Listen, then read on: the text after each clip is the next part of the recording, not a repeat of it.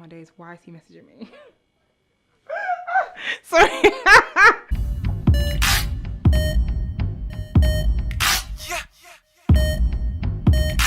Hi guys, and welcome back to my channel. So today I really wanted to talk about weight loss maintenance. So basically, I get loads of questions from people saying things like, oh, Ore, like, how did you maintain your weight? Or you've lost loads of weight, how have you maintained it over time? Or I get people saying things like, Ore, like, I lost loads of weight 2 years ago and then I regained it back. So I want to share with you 4 reasons why you have not maintained your weight. And this obviously is kind of my own opinion. So it's just things that I have learned about myself and I've seen in other people who I've trained or people who I've worked with in regard to weight loss. So reason number one, you rush the weight loss process. A lot of people get into this hype of summer body loading, wedding body loading, holiday body loading. Every day something is loading and you don't focus on the process. A weight loss journey is called a journey for a reason. It's not a sprint, it's a marathon because it's lifelong, in the sense that when you begin your journey, yes, the goal is to lose weight. However, you should get to a point where everything that you learn on the journey becomes a lifestyle. It's essential that you learn the important things on the journey. If you rush the weight loss process, yes, you will have your summer body. Yes, you will have your wedding body. Yes, you have your post-pregnancy body. However, when you reach that weight, well, go on. What's going to happen? You're just going to go back to eating whatever you want. You're going to go back to not exercising. You're going to go back to being lazy. And then you'll realize, rah, I'm actually regaining weight. And this is the reason why a lot of people regain weight, because they give themselves 6 months to reach a specific weight. They want to be a size 10 in 6 months. They want to have a flat stomach in 6 months. They want to have a this in 6 months. They want to have toned thighs in 6 months. I don't understand why we rush the process. Why do we rush that, what's meant to be a long-term journey? I understand that, you want to work towards something and you want something to motivate you to get to that place for the summer or for a wedding. But you need to focus on the important things on the journey. And if you are pushing yourself and you are straining yourself to reach this goal in 6 months, you're not going to learn the important lessons on a weight loss journey. On a weight loss journey, you don't just learn to exercise, you learn new workouts, you learn discipline. Number two, you didn't make the process fun and you didn't find what you loved. So my weight loss journey has, yes, it's been over 5 years, and over those 5 years, I have developed in terms of what I can do fitness-wise. Let's talk about exercise. I've learned the workouts that I like. I've learned the ones that I don't like. Ones that I don't like, I've tried it out again and I've improved on them. So I found that I like going to the gym.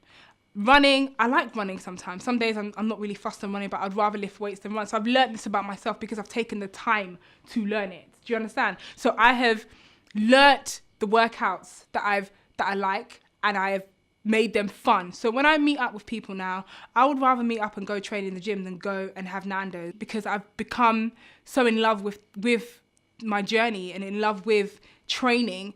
I've given myself time on my journey to learn what I love about it. If we don't find what we love, we just focus on what other people tell us to do. Other people have told me that they ate chicken and lettuce every single day and they dropped a dress size. But for me, that's not tasty. Other people have told me that, they just done insanity and they lost the weight. Maybe insanity is not something that you want to do. Find what you love doing. If it's netball that you like, go and play netball. If you like swimming, go and swim. If you like basketball, go play. Do you know what I mean? Go and find something that keeps you active. You don't necessarily have to have a gym schedule like everyone, 6 a.m. every single day.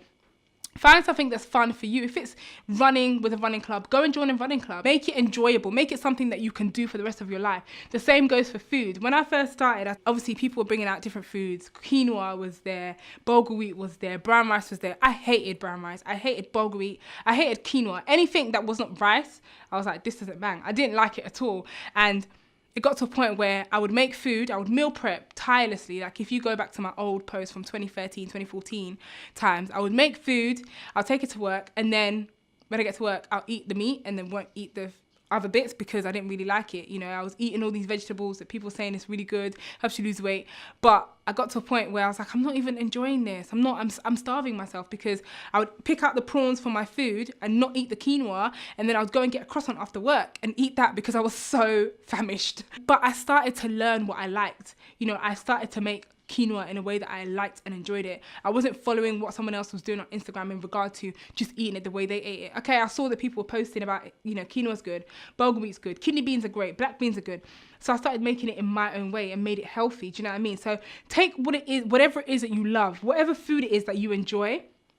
If it's jollof rice that you can't do without, make it healthier. Nobody's saying that you need to stop eating it completely. No one's saying that you need to cut out everything. Find what you love and make a healthier version. Because at the end of the day, this is a lifelong journey. And when we say lifelong journey, you're going to be doing this for the rest of your life. So you really need to ask yourself, am I going to be eating chicken and lettuce for the rest of my life? Am I really going to be eating quinoa for the rest of my life if I don't like it?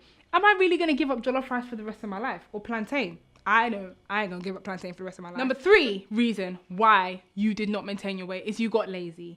Now, let me tell you, this happens to every single person. Every person who's been on a weight loss journey gets to a point where you start to feel like, I've hit my goal weight, I can't be bothered to do my workout today. So you miss one day turns to 3 days. 3 days turn to 7 days. Before you know it, 2 months, no gym. Some people are very laid back and, you know, they get carried away and forget that, I'm actually meant to be doing this for the rest of my life. And I know and understand that life happens. Life happens to us all. People get married, people have babies, people have devastating situations. Things happen in life and it gets in the way of, you know, whatever it is that you are meant to be working towards, and that's fine. However, I feel that a lot of people use circumstances as a reason to be lazy. Don't get to the point where you're so laid back that you forget where you started. I always say to myself, all right, like, you have come this far. You cannot afford to go back to where you were. You cannot afford to go back to the mindset and live in the life that you were living in terms of your health, because you know where you were a few years ago. You know the things that you could not do a few years ago. And now you're at this stage. Don't get too comfortable. Don't get lazy with your food. Continue to meal prep. Continue to go to the gym. Stop getting lazy with your sets. You know, run the extra mile rather than taking a break. Okay, great, you look good. That's fine. But maintaining the weight is harder than losing the weight. So my final point is you got obsessive. Now, this is my personal favorite point because I'm obsessive. I always say if you know me personally, but it's true. If you know me personally, you will know a lot about me. I get very obsessive over things that I'm in love with. I'm in love with my fitness journey. I'm in love with the gym. I talk about it all the time. You can't have a conversation with me without hearing something about fitness, exercise, food, gym, whatever, because I love it. But you get so obsessive to a point that sometimes it starts to make you so stressed, and you get so stressed that you just push it aside. I got so obsessive to the point where, because I wasn't attaining the things I wanted to attain, I crashed and I got so vexed and angry that I wasn't. So I was like, you know what, bun this. I can't be bothered. So when you get so, it's important for you to love your journey, enjoy the journey. You know, this is yours. This is something that is for you to do for the rest of your life. This weight loss journey is a beautiful journey if you embrace it. It's good to enjoy it, but don't get obsessive over it. Yeah, thank you very much for watching. I really appreciate you checking out my channel and watching this video. If you like it, please subscribe, like the video, share it, comment, ask me questions. I'd love to answer questions. Obviously, they will only be for, like, based on my opinion and stuff. And if you don't follow me on socials, go to Instagram and Twitter and follow me at Supasta. Facebook as well. You can like my page, follow me, or add me as a friend. As on Facebook, whatever it is they do. Snapchat, Supasta.